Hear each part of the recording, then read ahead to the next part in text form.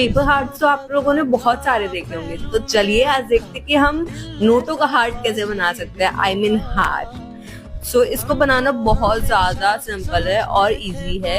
आपको अगर किसी के साथ प्रैंक करना है या फिर किसी को गिफ्ट देना है या फिर किसी को विश करना है तो ये एकदम परफेक्ट गिफ्टिंग ऑप्शन है। और ये बेसिकली हमसे बनवाया गया था 25th एनिवर्सरी के रिलेटेड। सो उन्होंने मुझे शेयर किया था कि पेपर का हार्ट है वैसा ही नोटों का हार्ट बनाना है, तो उनके थीम के रिलेटेड ही हमने पूरा ये पेपर के हार्ट की जगह नोटों का हार्ट बनाया है। और इसमें हमने सिर्फ स्टेपलर पिन यूज किया है बिकॉज ये रियल नोट्स है, आर्टिफिशियल नहीं है।